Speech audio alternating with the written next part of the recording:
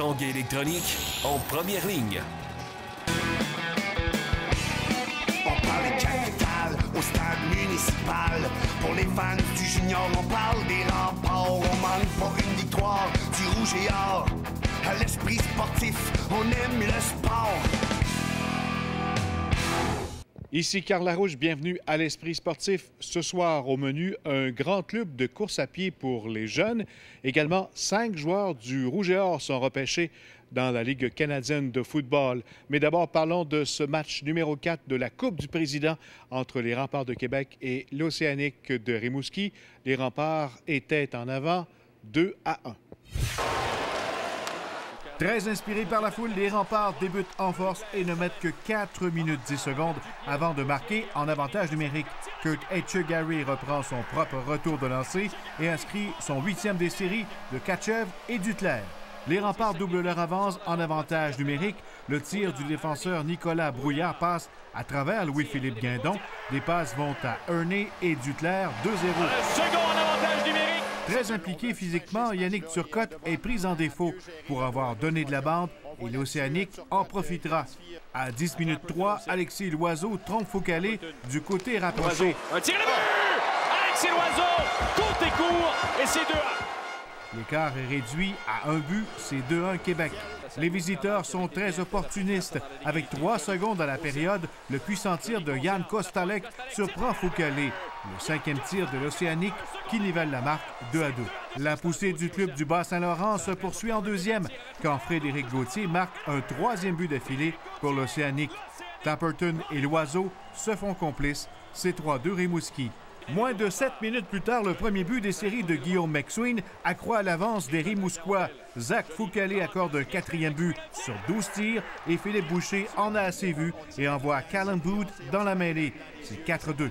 En 3e, Québec obtient une chance d'inscrire un autre filet en avantage numérique, mais c'est plutôt Rimouski qui vient bien près d'augmenter son avance. Le gardien de l'Océanique demeurera solide devant les menaces des Remparts qui tentent de réduire l'écart. Avec un peu plus de 2 minutes à faire au match, Adam Erney est envoyé au cachot et anéantit les espoirs des Remparts.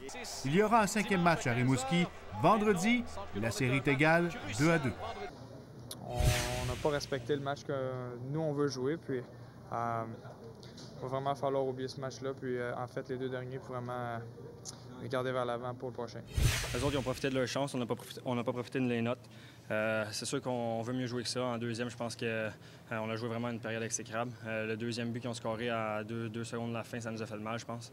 Mais c'est de se retrousser les manches puis de donner le meilleur vendredi à Rimouski. On est sorti très fort, puis on savait, nous autres, qu'il fallait casser la tempête, justement. Là, puis on a marqué un premier but, puis après ça, la première période a été quand même difficile, mais à partir de la 2e, on a vraiment...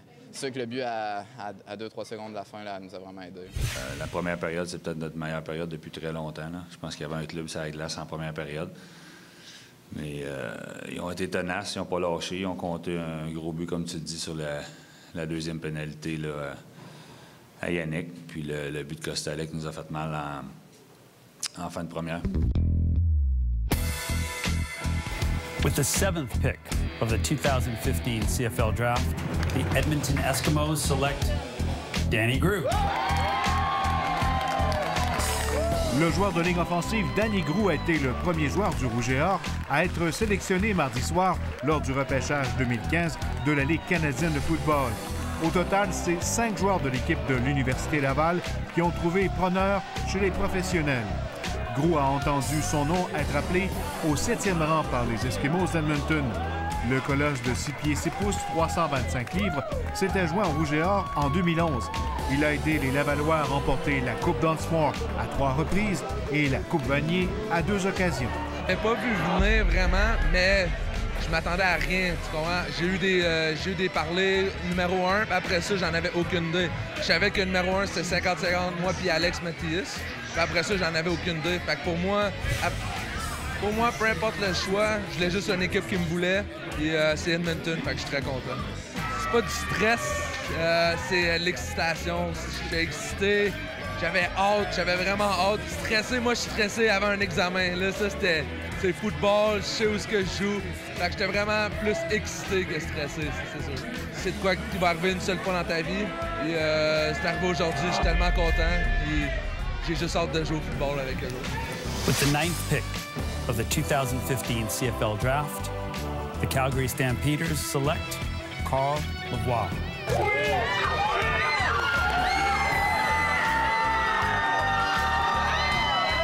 Toujours en première ronde, Carl Lavoie a eu la surprise de voir son nom être nommé à la toute fin du premier tour par les Stampeders de Calgary, où il retrouvera son bon ami Pierre Lavertu. Le bloqueur natif de Québec réalise son rêve, lui qui, depuis son arrivée au sein du Rouge et Or en 2011, n'avait raté que 4 des 48 rencontres au cours de sa carrière universitaire. On ne les a pas vraiment eu dans le portrait, on n'a pas eu beaucoup de conversations avec eux pendant tout le processus. Puis je veux dire, là, quelques pics avant, l'assistant DG avait texté Pierre Lavertu pour savoir mon numéro. Fait que là, on espérait un peu peut-être que ça voulait dire quelque chose. Puis à partir de là, c'est vraiment l'espoir est venu à partir de là, mais avant ça, on le savait pas. Moi, j'étais descendu avec lui à Montréal pour le Free Agent Combine, que lui, il devait participer parce qu'il n'avait pas participé au week-end. Puis quand Edmonton était pour repêcher, l'assistant DG avait texté pour savoir c'était quoi le numéro à Carl Lavoie. Fait que j'avais des doutes que si Carl était encore là, rendu à Calgary, puis Montréal ne le repêchait pas, j'allais avoir un de mes potes de la ligne à l'attaque de Laval qui allait venir me rejoindre. Là, je veux dire, là, je m'en vais là avec le plan en tête de justement percer l'alignement. Puis je vais arriver là puis essayer de faire mes preuves dans les Canadiennes. Parce que c'est vraiment, tu sais, pour ça, pourquoi tu travailles depuis longtemps. Puis on dirait qu'en une journée, c'est l'aboutissement de tout. Puis je trouve juste ça incroyable. Puis c'est sûr, je m'en rappelle toute ma vie. Ouais. Outre Groulx et Lavoie, 3 autres Rouges et Or ont été sélectionnés au cours de la soirée. En 4e ronde, les Argonauts de Toronto ont choisi le receveur Mathieu Norzig. Toujours dans la même ronde, le porteur de ballon Christophe Normand a été sélectionné par Winnipeg. Finalement, en 7e ronde, le joueur de ligne défensive, Brandon Tennant, fut le choix des Rough Riders de la Saskatchewan. Après la pause, le grand club de course. On revient dans 3 minutes 30.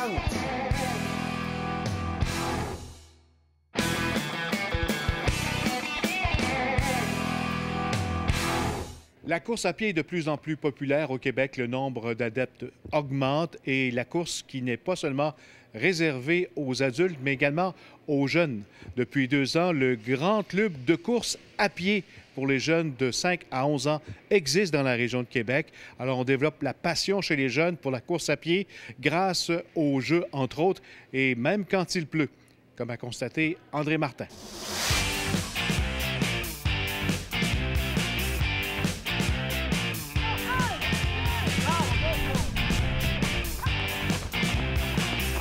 Le Grand Club de course, c'est un endroit, c'est un club où on joue à la course. Ça s'adresse aux enfants de 5 à 11 ans. C'est 8 semaines d'activité, 8 semaines au printemps, 8 semaines à l'automne, 45 minutes à chaque fois. Le Grand Club, ça commence par un échauffement, ça finit par un retour au calme. Puis entre les deux, on a une période d'entraînement le fun, puis on a une période de jeu. C'est évidemment toujours des jeux de course. On s'essouffle, ouais. Moi, j'aime ça m'essouffler.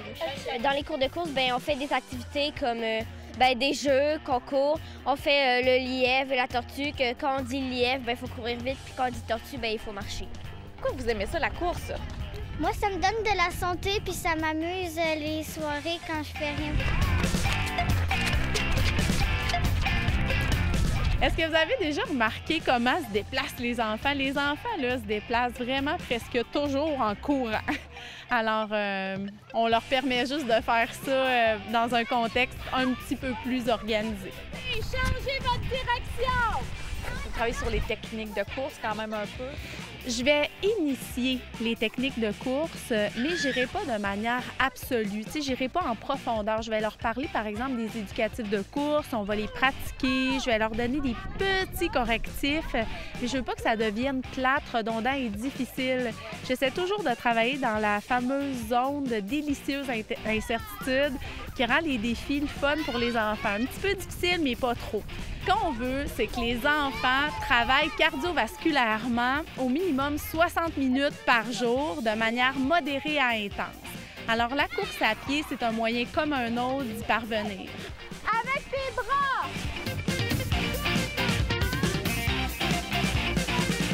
En quoi c'est positif pour vos enfants d'être ici? Bien, moi, en fait, mes enfants sont hyper motivés, sont super contents de venir à chaque semaine, puis ça leur donne le goût de s'entraîner, de se dépasser, puis il y a toujours une course après les 8 semaines d'entraînement, comme ça les motive beaucoup aussi. Ce qui est le fun, c'est que justement, Natacha combine vraiment le jeu à l'entraînement, fait qu'ils ont l'impression qu'ils s'amusent, mais en même temps, quand c'est le temps de se dépasser, ils se donnent à fond.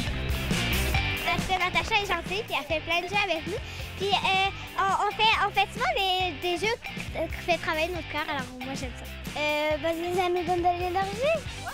On dépense de l'énergie aussi beaucoup. Je te voyais tantôt, tu courais très, très vite. Oui, puis le soir, quand on rentre pour se coucher, ben on est fatigué. On travaille le cœur, c'est amusant. Et j'aime ça parce qu'on ramasse beaucoup de cubes d'énergie, puis ça nous fait bouger. Puis quand on le court la prochaine fois, ça devient plus facile aussi. Ce soir, il pleut beaucoup. Allez-vous me faire croire que vous aimez courir même sous la pluie? Oui! Vous n'avez pas froid? Non! Vous n'êtes pas faire chocolat, c'est ce qu'on comprend? Ouais! Parlez-moi de Natacha. Elle est vraiment gentille. On s'amuse bien avec elle. Elle fait des activités assez le fun qu'on connaît pas vraiment. D'où est venue l'idée d'enseigner aux jeunes? Ben, mes amours, ils sont fines. Bye. Moi, je les aime assez. C'est ça la paye aussi. Ah oui, vraiment. C'est tous mes trésors. Ben, en fait, moi, j'ai quitté mon emploi. Avant, j'étais gestionnaire du conditionnement physique communautaire sur la garnison à Valcartier. Puis j'ai quitté mon travail là, volontairement pour pouvoir me consacrer davantage à mes enfants. Je courais déjà avec mon fils. Je me suis dit, pourquoi pas faire un club de course avec mon fils et ses amis. C'est ce que j'ai fait à l'automne passé. J'attendais une dizaine de jeunes, j'en ai eu 27. Finalement, on a maintenant 7 grands clubs de course là, à travers la ville de Québec. Le grand club, ça sert à donner le goût aux enfants de bouger par la course. Moi, je suis une passionnée de course à pied. C'est ce que je voulais leur apporter, leur amener, puis je pense que ça fonctionne bien. Voilà qui complète l'esprit sportif pour ce soir. On se dit à demain. Bye bye.